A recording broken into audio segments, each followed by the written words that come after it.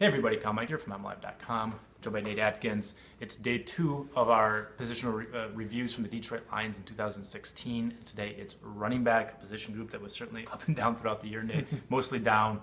The big question here is, has Ameer Abdullah done enough for you to be the Lions' #1 running back going forward?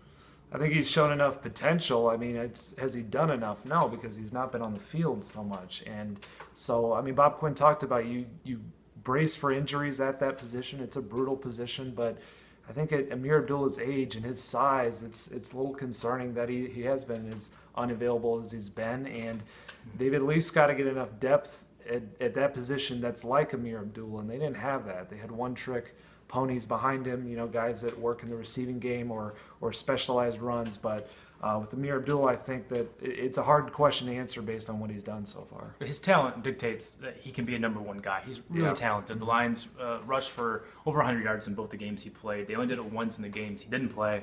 It's pretty evident how important he is to that running game.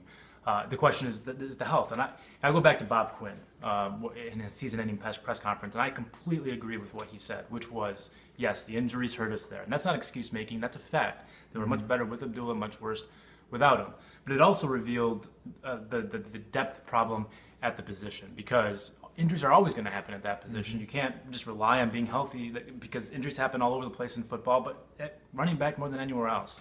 And so I think he can carry the load, but I think the Lions will also pursue options to him, because when he was gone, I mean, this thing fell totally apart. The Lions were 30th in rushing and in the bottom 5 or 6 teams in the league in terms of yards per carry, rushing touchdowns, rushing first downs. They were dead last in the league in terms of rushes that didn't gain any yardage at all.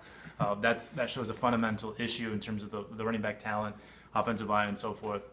I think the Lions would definitely look for upgrades, and it could even happen at running back. Yeah, and one option they're going to have in a strong and deep running back class is to even get an upgrade from Ameer Abdullah, and maybe Abdullah becomes your backup there that steps in for that. So they're going to have options there, but with Abdullah, it's just concerning with his injuries, and I'm not entirely sure how they're going to look at that one. Yeah, I think they need to do something though, because even Theo Riddick, good player, but just not a great rusher. Zach Zenner, a solid player, a really solid player, but he was out of position as a #1 back down the stretch. He's a #3 or #4. He can do some nice things. He hits a hole decisively, which I think you like, particularly in contrast to a guy like Dwayne Washington, who's exactly the opposite, athletic marvel, but can't hit a hole to save his life.